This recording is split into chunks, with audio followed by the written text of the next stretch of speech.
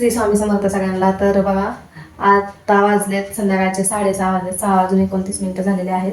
आणि मी संध्याकाळी आज काय नाही, आज फक्त वरण भातच करणार आहे. कारण आज जरा थोडी आजारी असल्यामुळे वरण भातच करणार आहे. आणि मला तुम्ही कमेंट करून सांगा की मी 365 दिवसाचा चॅलेंज घेऊ का म्हणून. तर हे बघा, आता चालू आहे वरण भाताची तयारी. आणि असं काय आहे माझं संध्याकाळचं रुटीन. थोडा आज आजारी असल्यामुळे मी आज बनवणार आहे फक्त वरण भात. तर वरण भातामध्ये आधी टमॅटो, मिरची आणि कोथिंबीर चिरून घेतली. डाळ आधीच लावली होती, टाकली होती कुकरला. आणि नंतर चालू होतं वरण भाताची तयारी. तर हे बघा, आता इथे टाकलेलं आहे तेल टाकून त्याच्यात जिरं, लसूण, कढीपत्ता, मिरची आणि टोमॅटो टाकलेला आहे. तर माझा व्हिडिओ तुम्हाला आवडला तर लाईक, शेअर, कमेंट, सबस्क्राईब नक्की करा.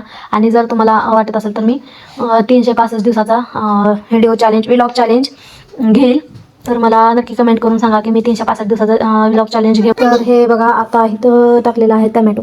मस्त असं छान असं वरण भात करणार आहे. छान लागतो. कोणाला आवडतो सांगा वरण भात. मी तर सारखीच करत असते, मला खूप आवडतो वरण भात, म्हणून मी सारखी वरण भात करत असते. जर तुम्हाला माझा व्हिडिओ आवडला तर लाईक, शेअर, कमेंट, सबस्क्राईब नक्की करा. आणि व्हिडिओला कमेंट नक्की करा, कारण मला कमेंट केल्याच्या नंतर कळतं की कोण कोण माझा व्हिडिओ बघतं, कोण नाही बघत. तर तुम्ही मला माझ्या व्हिडिओला कमेंट नक्की करा. तर हे बघा, अशा प्रकारे झालेलं आहे आपलं वरण तयार. आणि वरण आता लास्टला त्याच्यामध्ये कोथिंबीर ते टाकून घेतली. आणि बघा, नक्की छान झालेला आहे व्हिडिओ. वरण पण छान झालेलं आहे, वरण भात पण छान झाला. तर काही जास्त काही स्वयंपाक केला नव्हता रात्री, कारण सकाळची चपाती होती. आणि म्हणलं मग वरण भातच करावं, म्हणून वरण भातच केला होता. तर पुणेकरांचा आवडीचा पदार्थ म्हणजे वरण भात. वरण भात छान झाला होता तो. तर नक्की कमेंटमध्ये सांगा की वरण भात कसा झालेला आहे. आणि तुम्हाला आवडतो का वरण भात हे पण कमेंट करून सांगा. तर धन्यवाद.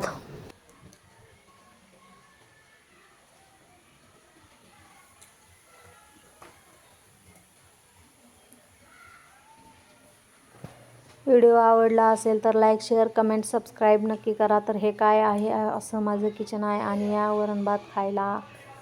तर वरण भात ज्यांना ज्यांना आवडतं त्यांनी कमेंट करून सांगा. थँक्यू.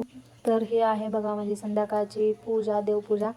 तरी सकाळी देवपूजा करत असते, पण संध्याकाळी पण केलेली आहे. तर हा आहे बघा नंतर दुसऱ्या दिवशीचा व्हिडिओ. मला त्या दिवशी काही 3 मिनटं कंप्लीट करता आले नाही, म्हणून मी दुसऱ्या दिवशीचा हा थोडीशी क्लिप टाकत आहे. तर व्हिडिओ बघा.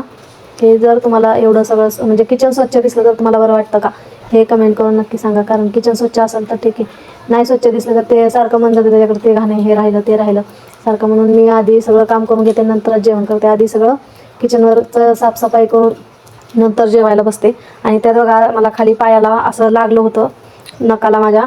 तर देवपूजा ही तर चालली होती सकाळची माझी. आणि त्यानंतर मग भांडेही घासून किचनचं साफसफाई चालू होती. तर बघा, व्हिडिओ कंप्लीट बघा. तर तुम्हाला आवडला तर लाईक, शेअर, कमेंट, सबस्क्राईब नक्की करा. व्हिडिओला सबस्क्राईब करायला विसरू नका.